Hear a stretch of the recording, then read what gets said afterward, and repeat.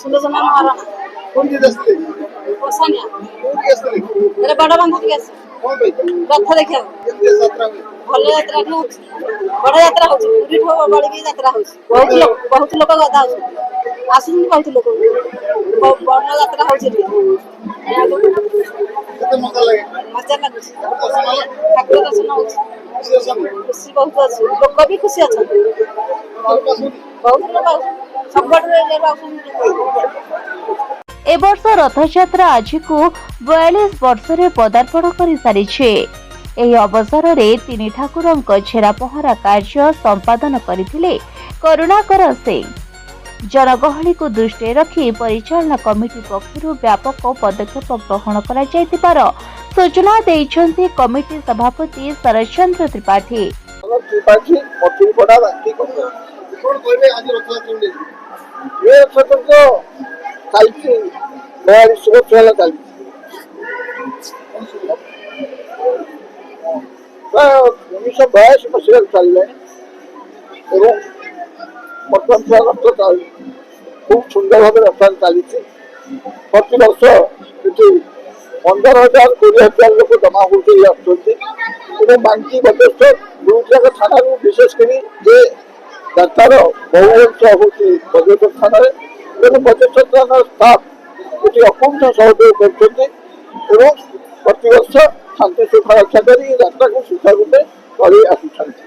রথ সমাগমে কোন ব্যবস্থা করা হয়েছে সাংস্কৃতিক কার্যক্রম কি হচ্ছে হ্যাঁ সাংস্কৃতিক কার্যক্রম এটাই ভজন সমারোহ হচ্ছে এবং কীর্তন দল আসি কীর্তন করছেন প্রবচন সভা করে হচ্ছে এবং সমুজাত যাত্রা যা পুরীর নিতে যাত্রা হচ্ছে পুরী পুরী জগন্নাথଙ୍କ ବିଧି ଅନୁଯାୟୀ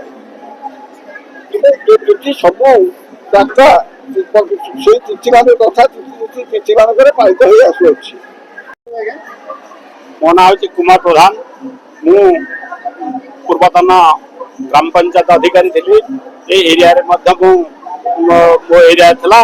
ଏଠି ଯେଉଁ ଆଜି ଏ ଯେଉଁ ପୁଣ୍ୟ ପବିତ୍ର ଶ୍ରୀଗୁଣ୍ଡିଚା ରଥଯାତ୍ରା ହେଉଛି ଏହା 1981 ମସିହାରୁ ଆରମ୍ଭ ହୋଇଥିଲା।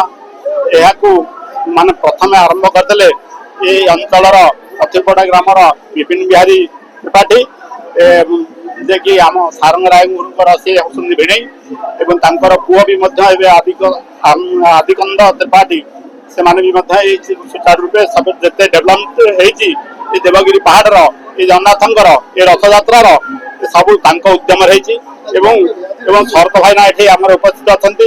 এই ଡେଭଲପମେଣ୍ଟ କମିଟିର ସଭାପତି ତାଙ୍କ ନିର୍ଦ୍ଦେଶରେ ତାଙ୍କ ସହଯୋଗରେ ତାଙ୍କର ଆପ୍ରାଣ ଉଦ୍ୟମରେ ସମସ୍ତଙ୍କ ଲୋକ ସମ୍ପର୍କ ଆସିକରି ଏ ଯାତ୍ରାକୁ ସଫଳ କରିଛନ୍ତି। ସର୍ବଦା ଶ୍ରୀକ୍ଷେତ୍ର ଢାଞ୍ଚାରେ ଏଠାରେ ରଥଯାତ୍ରାର ସମସ୍ତ ରୀତିକାନ୍ତି ସ୍ଥାପନ କରାଯାଇଥାଏ।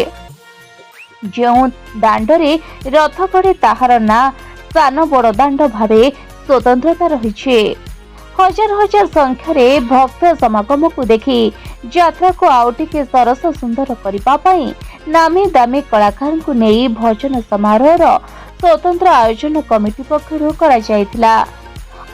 ଅନ୍ୟପଟେ ରଥଯାତ୍ରାରେ ଭିଡ଼କୁ ଦେଖି ଛୋଟ ଛୋଟ ଦୋକାନ ବଜାରର ଆସର ବେଶ୍ ଜମିଥିଲା। ଯାତ୍ରା ବୁଲିବା ସହିତ ବିଭିନ୍ନ ଚଟପଟି ଖାଦ୍ୟ ଖାଇ ବେଶ୍ ମଜା ଉଠାଇଛନ୍ତି ଦର୍ଶକ। ଜନଗହଳିକୁ ଦୃଷ୍ଟିରେ ରଖି ପ୍ରଶାସନ କଳ ସମ୍ପୂର୍ଣ୍ଣ ସଜାଗ ରହିଥିବା ଦେଖିବା ପାଇଁ ମିଳିଥିଲା। Report Banki mirror.